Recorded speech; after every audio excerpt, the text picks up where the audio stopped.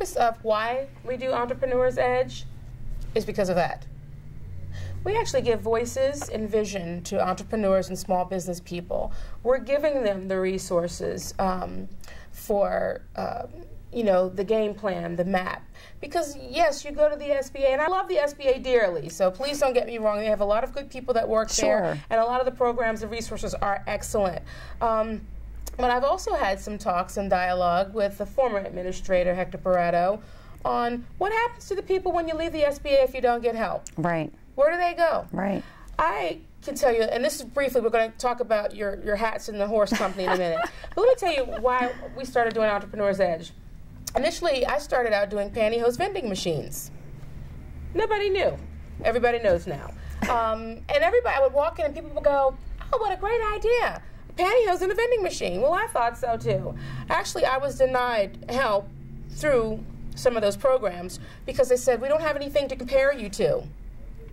Well, they wouldn't have anything to compare me to. I was the only one doing it. In fact, I got so much coverage and publicity because I was the only one doing it that people even today still come up to me and go, oh, I know you, you're the pantyhose lady. I haven't done pantyhose in about 4 years now, but which we are doing that again. But initially, that's how I got started, and it was through going to, and I had some background in communications, and you know, I was going to the programs, I was trying to find the funding, I was trying to develop the prototypes, I was trying to do the business plan, and I didn't have a fistful of dollars, and you know, and it's frustrating, and you quit. And some people, a lot of businesses do not get off the ground because they do get frustrated of banging their head against the walls, and they have stories like yours, and they have a story like mine, and all the people that walk into your office every day. And this is across the country, you know, in cities everywhere around the world. So I got frustrated, but I decided to not quit, to fix it, which is why we're sitting here today. Good. So I think that's fantastic. We have like minds. All right, let's talk about the pink hat. Okay, it's an Eagles hat. I'm originally from Philly. Sorry, guys, Redskins fans down here, but you can't say that. You can't say Eagles and Baltimore and Redskins, but all right, it's okay. And again, the dress. I came from riding horses this morning. Okay. I had 3 meetings, and I went to my meetings just like this. Yeah. You know, what you see is what you get. You're advertising what you do. Not intentionally. I just, you know, I had a dentist appointment. I didn't have time to change. But anyway, so, but typically I'm in a suit, as you know, you've seen me, and I'm typically dressed. So the next time that we meet, I'll discuss a little bit more about what Capital Financial Partners does. All right, well, we'll do that. Let's talk about the horses. What? Okay. Is it a hobby? Is it a business? It started as a hobby and as a passion when I was very young. I did not come from a horsey kind of family. I definitely didn't grow up with money, so it was shoveling horse crap to pay for my riding lessons. My parents thought I was crazy. And I've been riding since I was little. It's always been running through my veins.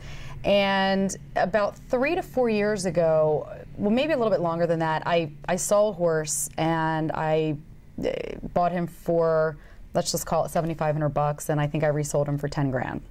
And then I found another horse that I found for $6,000. I turned him into a $40,000 horse. And then I started realizing that I have an eye for nice horses and undervalued horses. So much like mutual fund managers will look for undervalued companies, I look for investment grade horses, show horses. So another horse, I turned from $6,000 to almost $100,000 horse. And a couple years ago, I imported a horse from Europe and sold him for 2.5 times what I paid for him, well over 6 figures. And then it started kind of developing into a little business. Okay. Now, do you train these horses, or do you groom them and sell them to other people? Or? I do a couple different things. I have connections with the United States show jumping coach for the U.S., and also with other trainers in the area and across the country that train celebrities, kids, and very high-profile children. Now, what are show jumping horses? They are the horses that you see on TV once in a while that are going around huge jumping courses, and they win money and they're timed. Could you please explain to me what is the hoopla of the Preakness and the.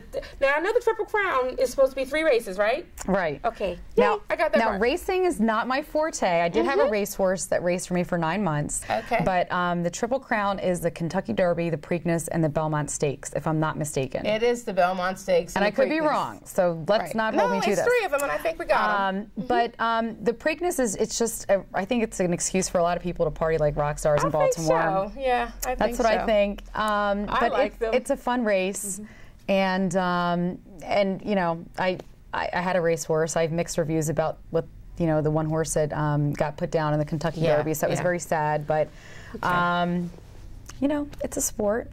Well, listen, if people want to contact you about Capital Financial Partners, about Howard Community College, or about their interest in racing, how would they do that? They could call me at 240-643-3989. All right, one more time. 240-643-3989. Okay. And my email address is financeyou@gmail.com. All right, we got it. Okay. Rachel, Thank one of my you. favorites. You know Thank that. you We'll so talk much. some more.